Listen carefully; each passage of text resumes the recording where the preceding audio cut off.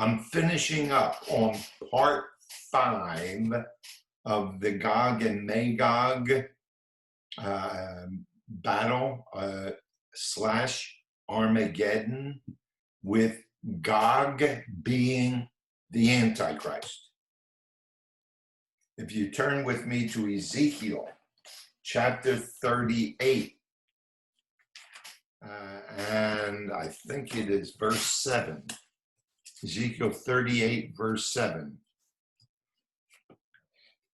It says, I hope it does. No. Be prepared, that's not it. Maybe it's 17. Yes. Chapter 38 of Ezekiel and verse 17. Thus says the Lord God, or Adonai Yahweh, are you not the one whom I spoke in former days through my servants, the prophets of Israel, who prophesied in those days for many years that I would bring you against them, i.e. Israel? So here we have a statement that nobody can find how this is accurate, because it says that God is saying, aren't you the one that I prophesied, speaking to Gog of Magog, Meshach and so forth? Are you not that one that I spoke about through the prophets in the past, concerning you in the future? Nowhere will you find that in the Old Testament scriptures. Nowhere will you find it mentioned that Gog is the enemy of God in the Old Testament, and that he's going to be, i.e. the Antichrist, at the end of the age. But yet in this portion of the Word of God, God says, aren't you that one that I spoke about through the prophets of old? So I'm going to tell you that I think we can find it, even though we're not going to see it in the exact same words. And so I'm going to take you in just a couple of moments to Micah chapter 5. So you may want to, no, don't turn there yet, because I'm going to give you some other verses starting in a few minutes. And before I do, I'm going to read to you an article by an individual called Joel Richardson. Good guy. He has a website, by the way, and he does deal biblically with a lot of end-day prophecy, but not off the wall. He does his homework and provides the evidence that we need. And so this Joel Richardson, he's making a case for Gog of Magog, that he's going to be coming from the Turkey area, and that he is the Antichrist. There's no name given as to who that's going to be, but that he will be, Gog will be the Antichrist.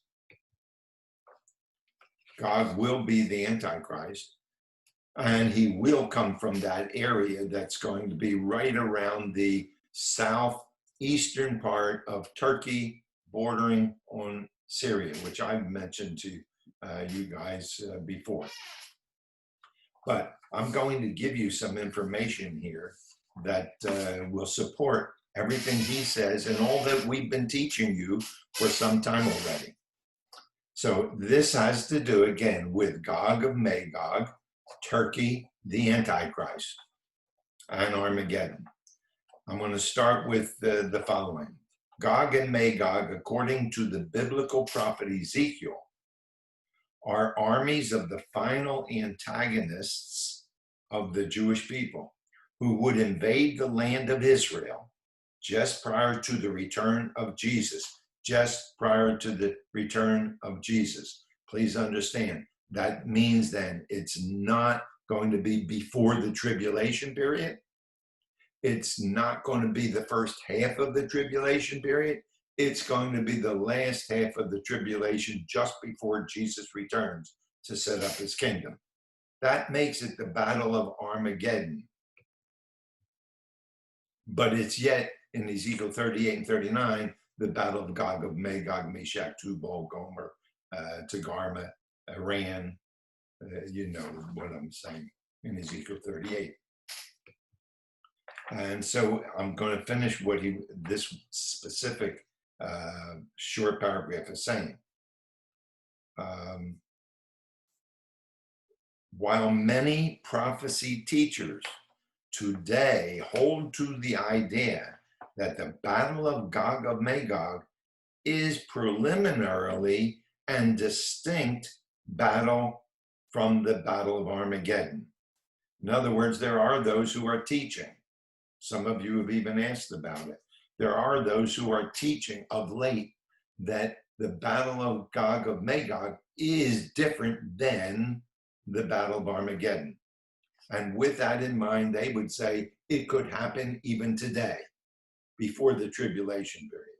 It could happen in the first half of the tribulation period, but they do not equate it with the Battle of Armageddon as we find in Revelation chapter 20. But we're telling you they are one and the same battle.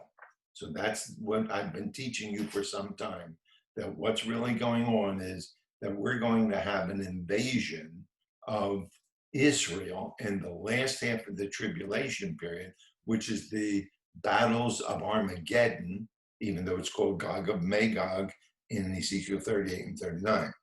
And that will definitely be in the last half of the tribulation, just before Jesus returns. So he goes on to say here, it's distinct. Some of the more current prophecy teachers are saying that they're distinct from that is distinct from Armageddon. This belief is actually relatively new, or a new minority within the church history.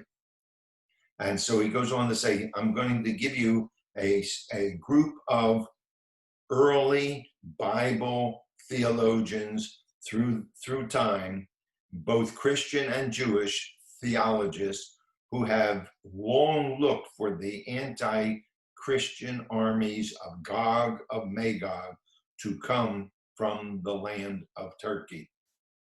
So that's what his article is really all about. And I'm not going to give you everything in here, but I'm going to tell you something that would give us some real evidence for understanding that these are one and the same. Gog of Magog and the Battle of Armageddon are one and the same, and that it will come out of Turkey. That is, the Antichrist will come out of the Turkey area. So we're looking here at the following. A fellow by the name of Hippolytus of Rome in 170 AD to 235 AD is when he lived, an early Christian theologian. In his Chronicon, connected Magog with the Galatians, that is, in the New Testament book of Galatians, with the people who live in Galatia, which is in Asia Minor, or today's modern Turkey. So all the way back in 170 AD, which would have been really close to the end of the New Testament, the end of the inspired word of God, 70 years afterwards. That's what he said. Then Moses ben Maimonides, Moses ben Maimonides, a.k.a. Rambam, that's what he's known of, his nickname, down through the centuries has been the chief Jewish theologian. And he says, and he lived between 1135 to 1204 AD. He said, the revered Jewish sage has identified Magog as being one on the border of Syria and modern day Turkey. Made it very clear that that's where he sees that the Antichrist is going to come from, and Gog. Then Nicholas Lyra, 1270 to 1349 was his life. And he's a Hebrew scholar and renowned biblical exegete, believed that Gog was another title for Antichrist. Lyra also affirmed that the religion of the Turks, a term used to refer to Muslims in general, was the religion of the Antichrist. In other words, the Antichrist will be following Islamicism, and he's coming from the Turkey area. Martin Luther, who lived between 1483 and 1546, understood Gog to be a reference to the Turks, whom God had sent as a scourge to chastise the Christians. Sir Walter Raleigh, 1554 through 1618, in his History of the World, also placed Magog in Asia Minor, or today's modern Turkey. And then going on, John Wesley, 1703 through 1755. In his explanatory notes of Ezekiel 38 and 39, identified the hordes of Gog and Magog with the anti-Christian forces who would come from the region of modern-day Turkey. Jonathan Edwards, 1703 through 1758, one of the American history's most renowned theologians, also viewed modern-day Turkey as the nation from which the coming Gog of Magog invasion would come forth. Not too many more, but a few more. John Nelson Darby, 1800 through, did I give you? No, yes, I did. I did give you Jonathan Edwards, right? Yes. Okay, then let's go to John Nelson Darby, 1800 to 1882. The British-Irish evangelist and a father of modern dispensationalism, which is what we believe and teach, and in his synopsis of the books of the Bible, views Gog as the final anti-Christian forces of God that God will bring against Israel. Clearly telling us the same thing. C.I. Scofield, by the way, C.I. Scofield, 1843 to 1921, was the founder of my 4-year Bible education in Philadelphia Bible College. A great college back in those days. I can't say that now.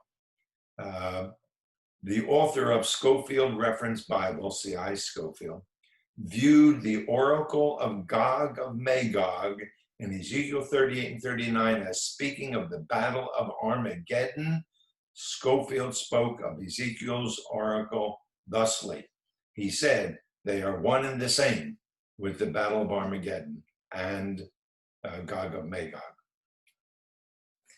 Then Charles Lee Feinberg, a really solid Jewish Christian theologian, 1909 to 1995, a prominent Messianic Jewish expositor in his commentary on Ezekiel states, the armies of chapter 28 and 39 of Ezekiel would appear to be included in the universal confederacies seen in Zechariah chapter 12 through 14.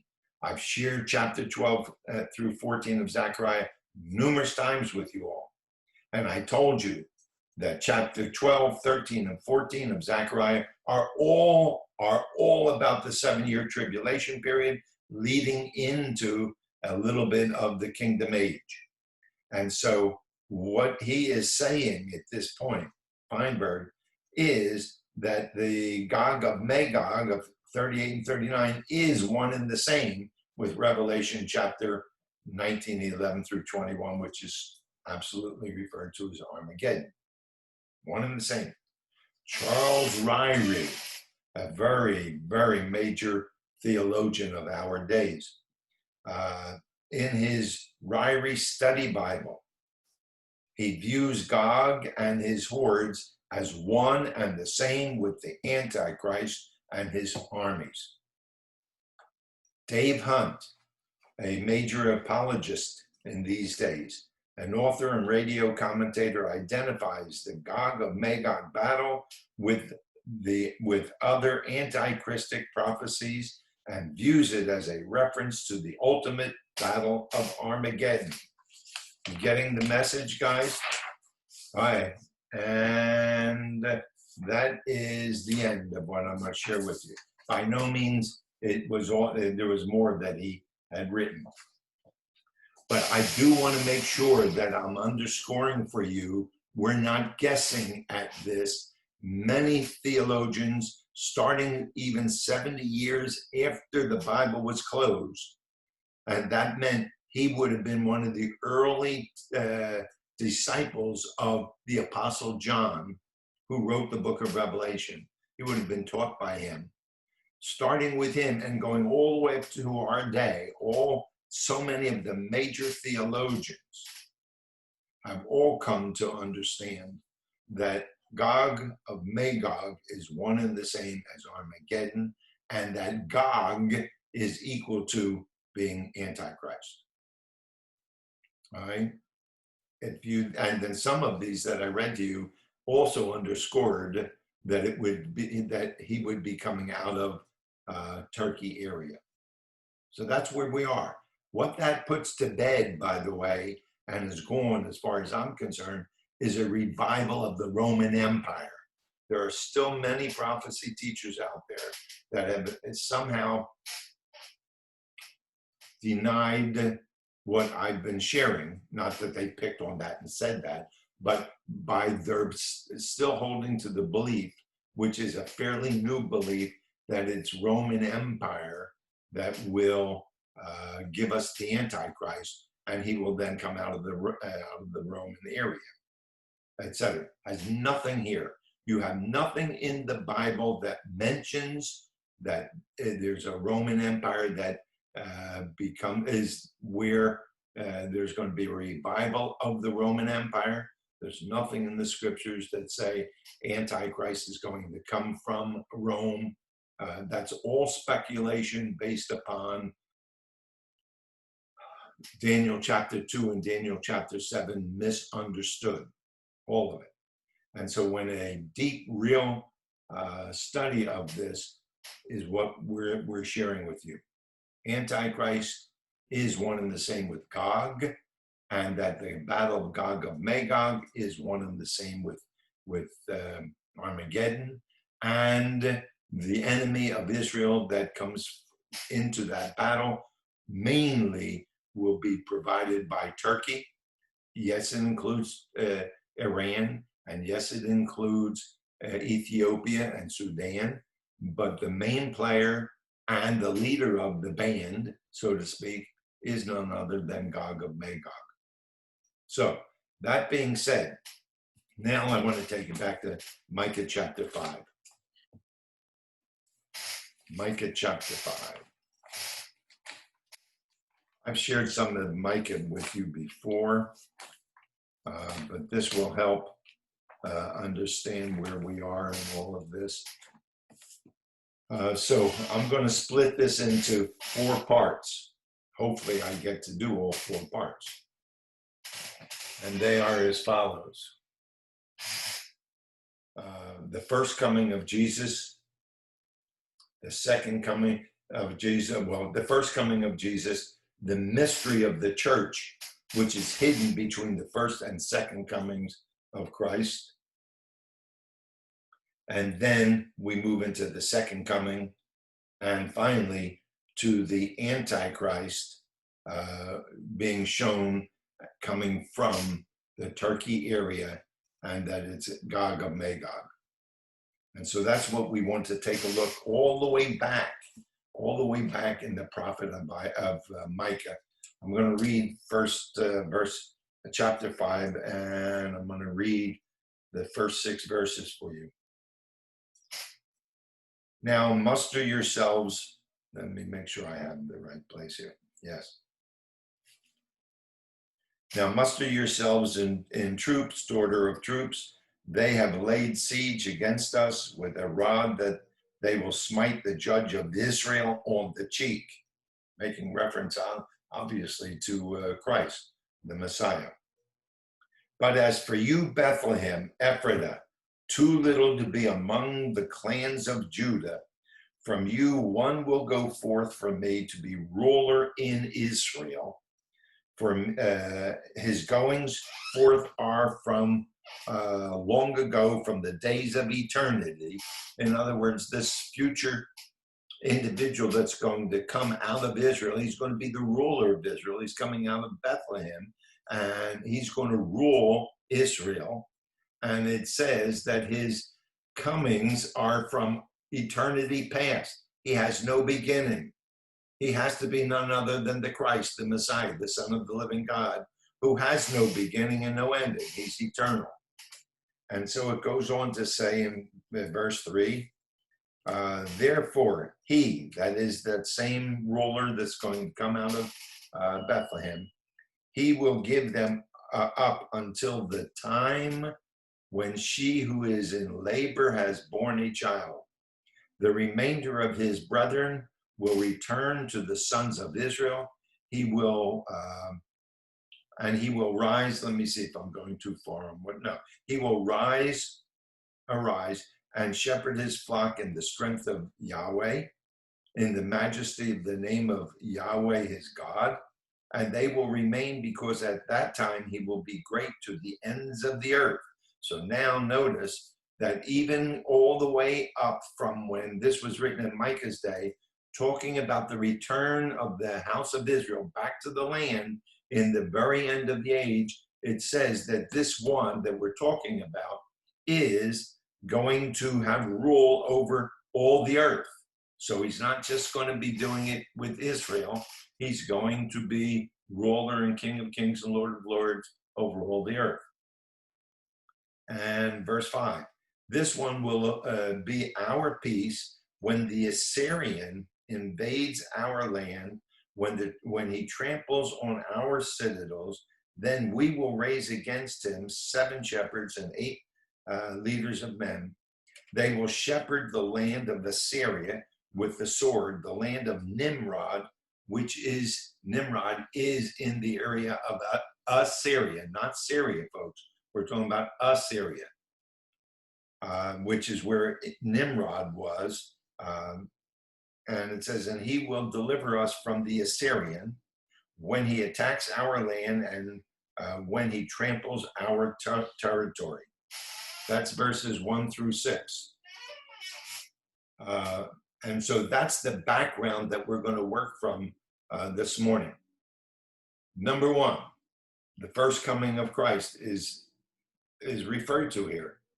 He's going to be that one that comes out of the city or town called Bethlehem. Remember in Matthew chapter 2, the wise men from the east come and they go to Jerusalem. They were probably coming from the Iran area, and they were following the star that was leading them to the Messiah, the Christ, when he would first come.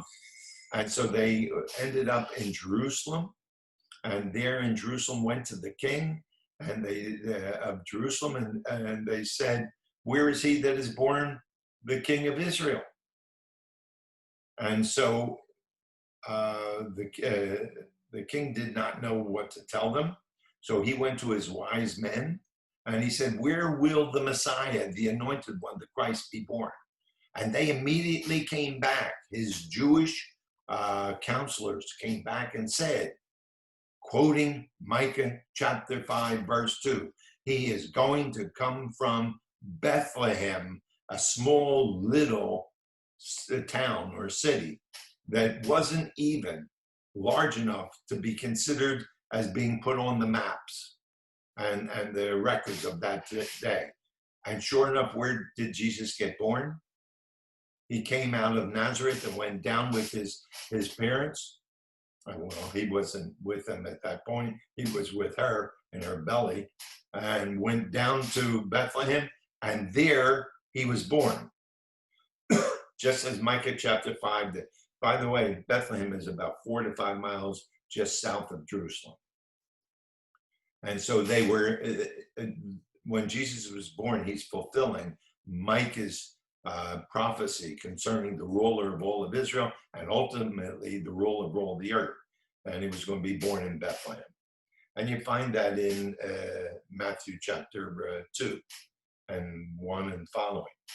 He's also going to be the ruler of all of Israel. If you were to go to Luke chapter 1, but for time's sake, I'm going to try and just tell you some of these things. Some of them I will want us to read. But in Luke chapter 1 and verse 33, it tells us that when Jesus was born, he is the king or the ruler of all of Israel. He is to be the king and the ruler of all of Israel. So Jesus absolutely fulfills all that at the first coming. Then it also talks in 1 John chapter 1, and most of you know that by heart. In the beginning was the Word, and the Word was with God, and the Word was God, right? And it goes on to tell us that he is going to bring about salvation, as you go through the Gospel of John as a whole. In particular, John chapter 1 tells us in verse 14 that this one that is the ruler of all of Israel, that he's going to be, he is God. Excuse me. He comes and tabernacles on the earth in flesh. In other words, God comes out of heaven and he comes to Bethlehem and he's going to tabernacle. That is, he's going to be with mankind, starting with Israel and even reaching out beyond in the flesh. So we have God in the flesh coming at the first time of his entrance to the earth. All right, then you have what I call the most important part of this for us, and most people just jump over all this, and that is the mystery of the church. Go back with me to Micah chapter 5. I read over those 6 verses in Micah chapter 5 without stopping to explain a lot of it, but I want to do that with you now. Micah chapter 5, and we'll pick up in verses, starting at verse 3. And in verse 3 of Micah chapter 5, it says the following. Therefore, he will give them up until the time when she who is in labor has borne a child. Then the remainder of his brethren will return to the sons to become the sons of Israel. Now, the he that they're talking about here is this one who's being born as the ruler of all of Israel. Micah chapter 5, verse 2. He's going to rule all of Israel. But it also says in verse 3, and you need to catch this. It says, therefore, he, the Messiah, the Christ, the anointed one, Jesus, he will give them, Israel, up until the time when she who is in labor has borne a child. So let's stop there a moment. What does it mean when it says that he, this Christ, this anointed one, this Messiah, he is going to give them, Israel, up? And then it goes on to say, not only is he going to give them up, but it says it's until, that's a time word, until the time when she, Israel, who is in labor and has borne a child. So what is it that Jesus is doing after he comes to the earth?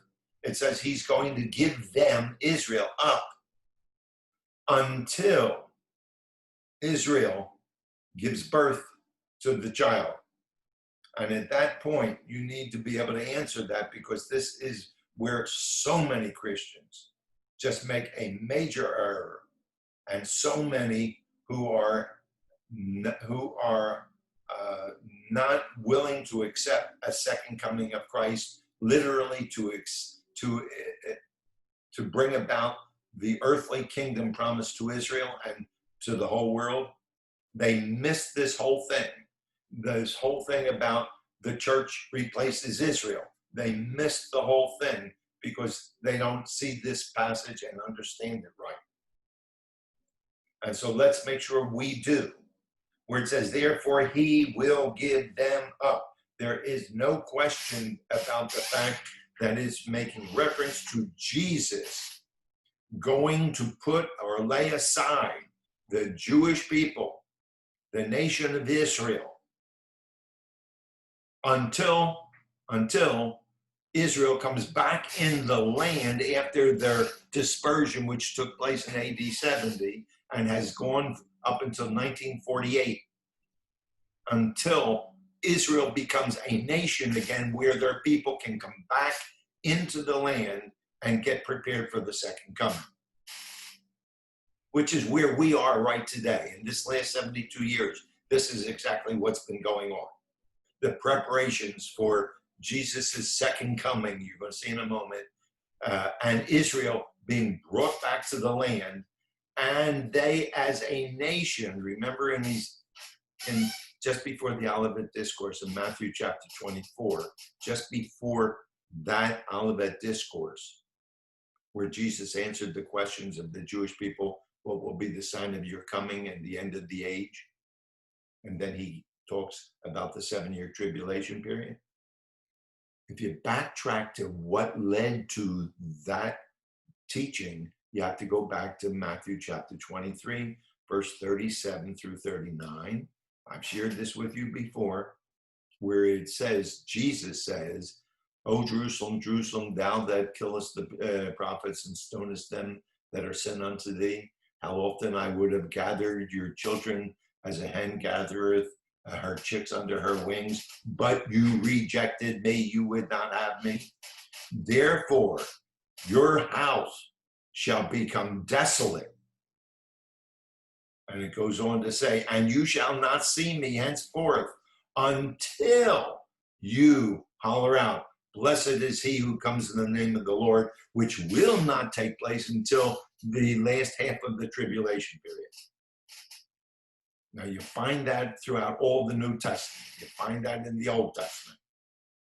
But this passage is making it very clear that the ruler of all of Israel, who came the first time, he came to his people Israel, and they rejected him.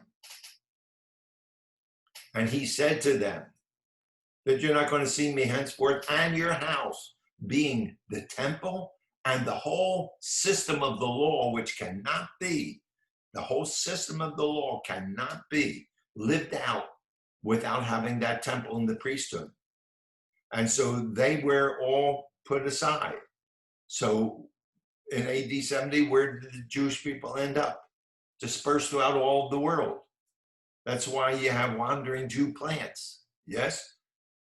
I used to have wandering plants that were called wandering Jew plants. You can go out and buy them.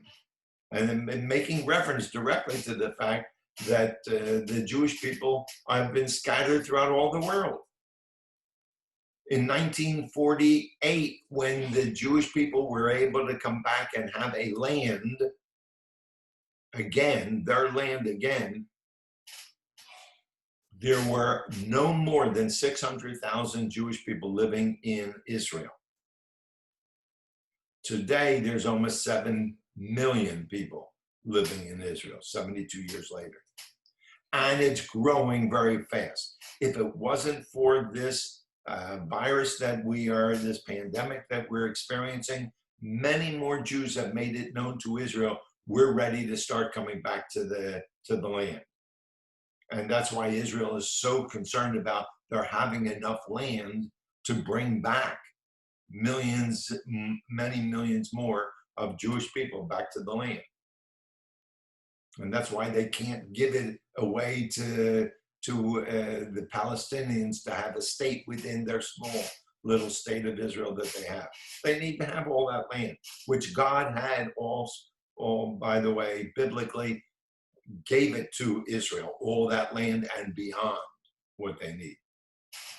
Anyway, what I'm getting at here for you is that there is, even in Micah chapter 5, after the first coming of Jesus Christ, there is going to be, or there has been already, a vacuum for the Jewish people where God said, I'm now going to work with others, i.e. the Gentile peoples. Go with me to Romans chapter 11. Romans chapter 11, and starting in verse 11. Major truth. In Romans chapter 11, and starting in verse 11, the Apostle Paul said the following. This is Paul speaking. I say then, he's speaking to the Christians in Rome. He says, I say then, they, Israel, when you see the context, they did not stumble as to fall, did they? In other words, please make sure, Paul is saying to them, but without the word please, make sure that you understand that Israel fell, but it's a stumbling where they're going to be able to get up again. It's like a boxing match where, you know, the guy's knocked down to the ground, they count to 10, and if he doesn't get up by 10, he's over. It's done. But as long as he stands up before 10, he's not counted out. And so the Apostle Paul is saying that they stumbled, but they're not going to be counted out. And so he says here, may it never be, but by their transgression, by their sins, by their denial and not living the way God wanted them to live. It says salvation has come to the Gentiles to make them, Israel, jealous. In other words, God is saying, okay, I am putting you out on a side track. He didn't do away with them. He just put them on a side track where they're inactive. The nation is inactive. The Jewish people as a whole is inactive because now they're dispersed throughout all the land, country after country after country, state after state within those countries, cities and towns and so forth. You can find Jews everywhere. But they were not a national entity anymore. But Paul says that is so that I can, Paul is saying that God will provide salvation to the Gentiles. And by the way, the Gentiles are supposed to cause the Jewish people to be jealous that God is working again with them. Notice what it says in verse 12. Now, if their transgression, that's Israel, is riches for the world, and their failure is riches for the Gentiles, how much more will their fulfillment be? In other words, Paul's making it very clear. There will be a fulfillment of what God's promises were to those people. Go all the way down to verse 25. And we reviewed this as well. In verse 25, Paul's still speaking in the same context to the same people. He said, for I do not want you, brethren, so they're believers, they're Christians, to be uninformed or ignorant of this mystery, so that you will not be wise in your own estimation, that a partial hardening has happened to Israel until the fullness of the Gentiles be come in, i.e. the rapture of the church that has taken place while the last 2,000 years. And then it says in verse 26, and so all Israel will be saved, as it is written. The deliverer will come out, will come from Zion. He will remove ungodliness from Jacob. i.e. Israel. This is my covenant with them when I take away their sins. And at that point, we can stop. Please understand that what's happening is that we're living in that period where God is working with primarily the non-Jewish people. After all, there are 7.5 billion people on the earth right today, right now. 7.5 billion people, and there's about 15 million Jews. So the main emphasis is ending up reaching out to the Gentile world, all over the world, and giving them the gospel and bringing them into the relationship with Jesus Christ through his death, burial, and resurrection. Right? That's been going on, especially since the beginning of the church. And it was only a few years after the beginning of the church that Israel was attacked by the Roman Empire at that point, destroyed their temple and their city, and Israel, were scattered throughout all the world. From that point on AD 70 to 1948, almost 2,000 years, the Jewish people were set aside. But that setting aside of those people was not to be a permanent scenario. After the rapture of the church, the nation of Israel would blossom again, and Jesus would come and begin that process of delivering them from their problems in the Battle of Armageddon, i.e. Gog of Magog, and the nation would get saved as a nation in that last half of the tribulation period. Individual Gentiles will also get saved in that period of time. Majority of Jews and majorities of Gentiles will die during that period known as the tribulation period. That's 7 years, Jacob's time of trouble. So that's the mystery. So now let's move on after the mystery. In the third thing I want to share with you is the second coming. Look at, go back to Micah chapter 5 and verse 3b, if you would. We'll start in verse 3, at the beginning of verse 3. Therefore, he will give them up until the time when she who is in labor has become a child, has born a child, that child being the nation of Israel, of course. Then the remainder of his brethren will return to the sons of Israel to become part of that saved nation. Verse 3b makes it very clear. Then the remainder of his brethren will return to the sons of Israel when she who is in labor has born a child, meaning that she's back in the land, that that Jesus has come back to the earth, and the Jewish people will return, which is what's going on now. We went from 600,000 people when it started in AD 1948, and is still going on from 600,000 up to now, close to 7 million people, and will continue on into the tribulation period as well. So that's the second coming of Christ that is making reference. Take a look with me in all the way through verse 4. And he will arise, that is Jesus, and he will arise and shepherd his flock in the strength of Yahweh, in the majesty of the name of Yahweh his God. And they will remain, because at that time he will be great to the ends of the earth. That's the kingdom age, is what we're talking about there. And in verse 5, it goes on to talk about that it will include peace. This one will be our peace. Who's this one? Christ at his second coming. He will deliver the Jewish people at that point. He will have rule over all of the earth at that point, and he will bring us peace.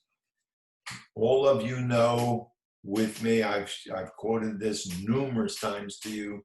Isaiah chapter 9, verses 6 and 7. For unto us a child is born, and unto us a son is given, and upon his shoulders shall be the government, and he shall rule with rod. He shall bring righteousness, justice, and peace to the earth. All of that is explained in Isaiah 9, 6, and 7. Please recognize with me that in verse 6, where it says, for unto us a child is born, and unto us a son is given, that's his first coming. God gave his son as a child, a male child, to the nation of Israel. And then it says, and he shall reign with a rod of iron, or it says that he shall rule with a rod of iron. It talks about he's going to bring peace, righteousness, and justice on the face of the earth, and his name shall be called Wonderful Counselor, the Mighty God. So you have a division there on verse 6 being the first coming, for unto us a child is born, and unto us a son is given. That's the first coming. But did Jesus, when he came the first time, provide peace? Did he bring justice and righteousness to Israel and the earth? He didn't do that in his first coming. He wanted to, but Israel wouldn't accept him. So he didn't reign and rule at that point in time. But he will when he comes the second time. He will do all those things. He will be God in flesh. He will be the one that will sit upon the throne of David and reign and rule over all the earth. So that's making reference to his second coming. All that to get to one last point that I want to bring to your attention, and that you will find in verses 5 and 6 of Micah chapter 5.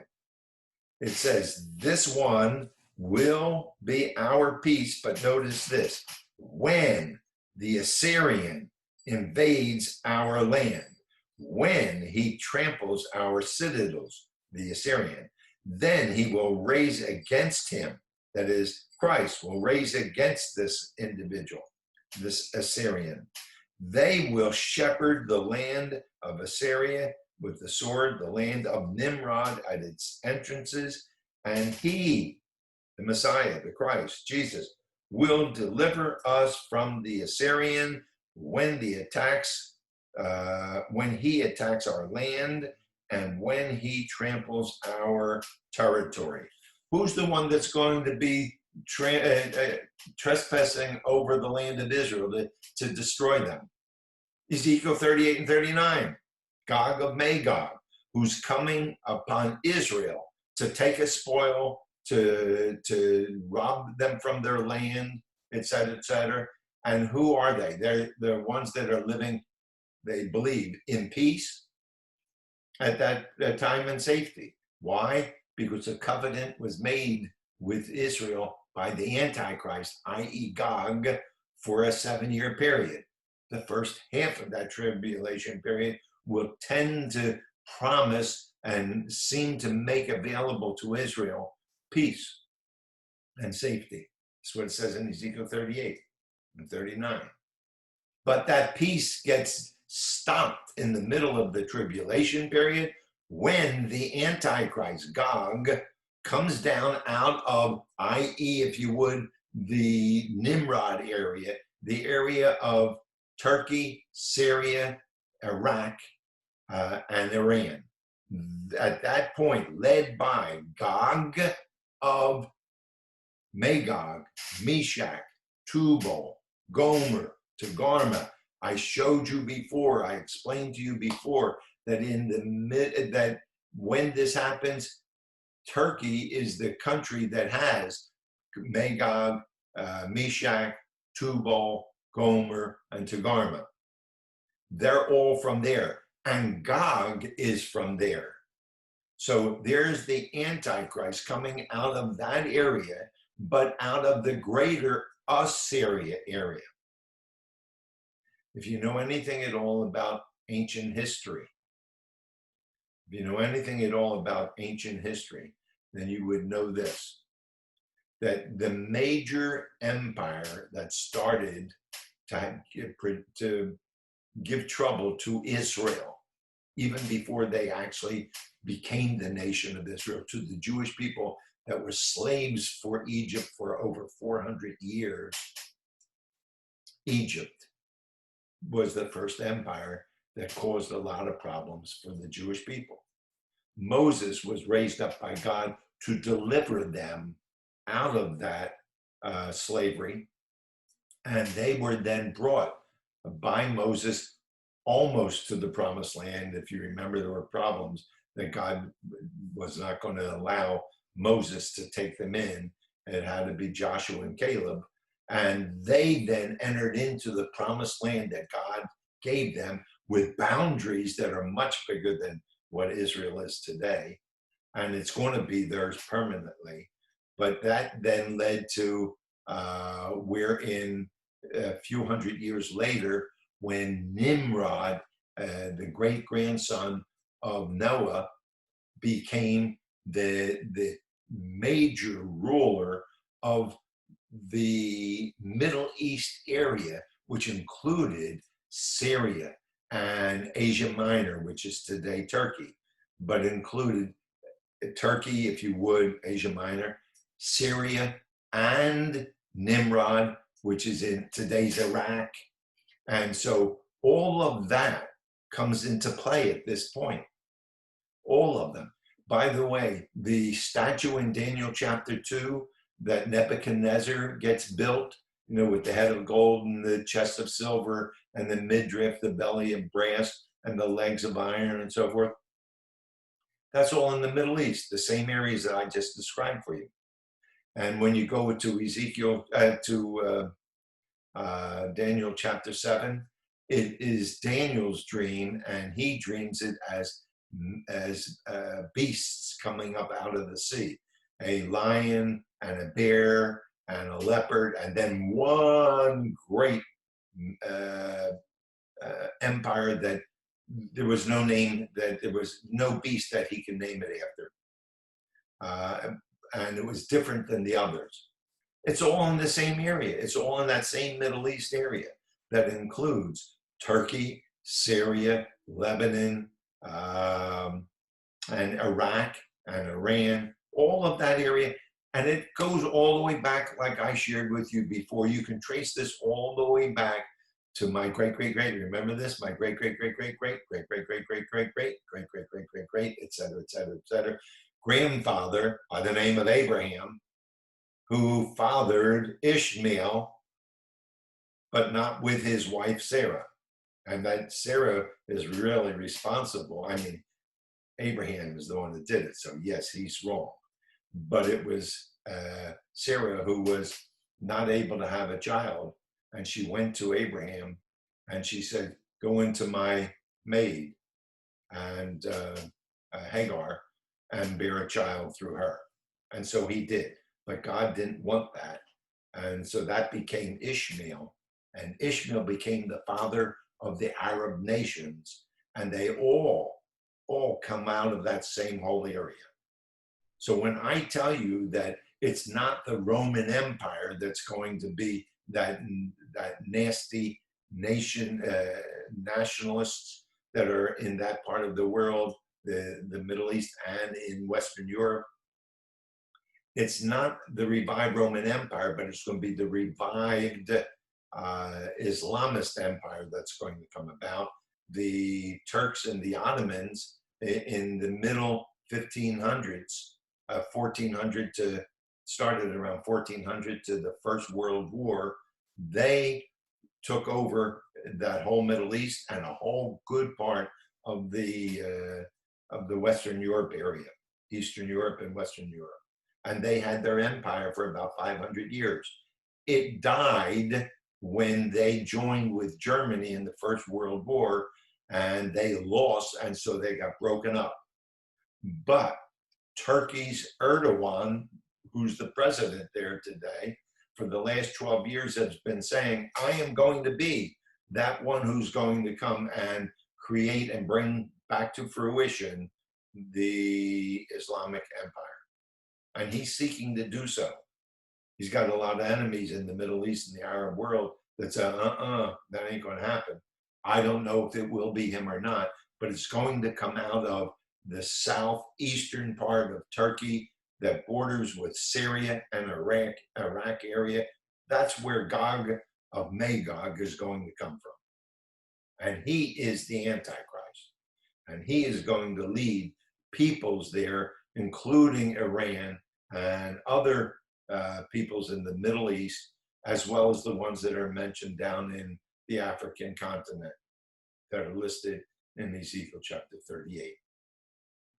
All of that is spelled out for us. I shouldn't say spelled out.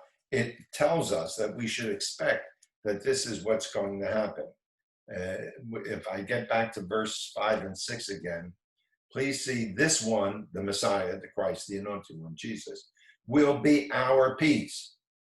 And then it says, when the Assyrian, and that's what I was talking about, these various empires.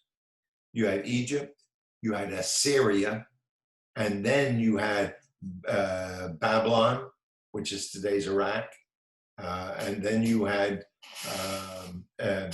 Iran and Media Persia, well, today's Iran, which is Media Persia, and then you had the Alexander the Great Empire, and he's the one who took and made that whole empire unbelievably large, from Greece all the way to India and China, all the way through that whole Middle East area. He conquered that. He made his major fortress, if you would, and his headquarters right in the corner of southeast Turkey and Syria. And so when it says that he, the Assyrian, it's telling us that it's coming out of that same group of people. If you were to, and I don't have the time to do this with you, but if you would go on your own to Daniel chapter 8, do it today, Daniel chapter 8, you will see that the Assyrian who's going to come from Syria in the last days will be, you'll see it, you'll read it, will be this one who's going to deliver Israel from their enemy. And it spells it out in Daniel chapter 8. So you read that on your own. It's really well worthwhile to do. So all this is to simply say that we know not actually who the Antichrist is, because loudmouth from Turkey today claims to be the one who's going to become that leader, i.e. Gog, of Magog, Meshach, Tubal, and so forth, because he's president of that land now. And he is a very, very strong Islamist. And they have about 75 million Islamists in their country. And they have a big military. And he's been pushing really hard against Israel. It sounds like it could be him. I noticed what I said. It sounds like it could be him. It could be anybody that fits that description, that he's got to be an Islamist that comes out of that part of the world. And he will be Gog, who is Antichrist. And he will lead the Magog battle, which is the Battle of Armageddon. And all of this is falling together now, or coming together now, more and more and more and more, all the time. You know that there's been a lot going on in some of these Muslim Islamic nations that are starting to say, we want to have a relationship with Israel again. Sounds like it's just the opposite of what I've been sharing with you. But remember this, the first half of the tribulation period, Israel and the rest of the world are going to say, with all the problems that we see coming all around us, we have a chance of peace now. We have a chance of being able to live in a way that would be a blessing to us. Let's sign that covenant with these nations. And that may be what we see starting to lay the foundation for that when it's ready to be signed. We're not in the tribulation now, so that's not happening right now. But what is happening is we're seeing the shadows of all the events of the tribulation period right before our very eyes. And it may be that that Middle East plan of peace that President Trump had offered and put together and is working hard with Israel to build a relationship with these Islamic nations may indeed be that which is the foundation for the 7-year treaty that's about to come. Very possible. I can't guarantee it is, but you can see what's happening. Just like I shared with you when we started this morning, before the actual Bible study started, I mentioned to you that just this morning I saw that Amazon came up with a technical device that allows a person, when they're shopping in their stores that they are building now, brick and mortar stores, they are putting in, as of today, in two marketplaces in the state of Washington, Amazon brick and mortar stores. And when the people shop starting today, they will be able to have a reading of their palm as they just go past and they put their palm out, and that device will read what's on their palm, which probably will be from a chip, probably, that will be implanted there with all their ID information and so forth. And they just put their hand over it, and it will charge their account, their bank, or whomever is handling their card where they have their monies, that they can do this. Just like what it says in Revelation chapter 13 will happen, a mark of the beast. You won't be able to buy or sell without having that. So what I'm just sharing with you is we're moving so rapidly, so fast into that position, and everything is falling into place, including Gog of Magog, and i.e. Armageddon, Antichrist. And so now you just have more to digest and see where you are.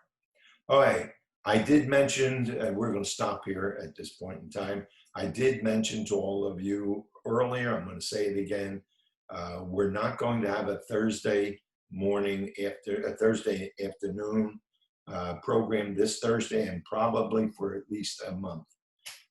We have other things that have come up that I have to get involved in, and I can't do that.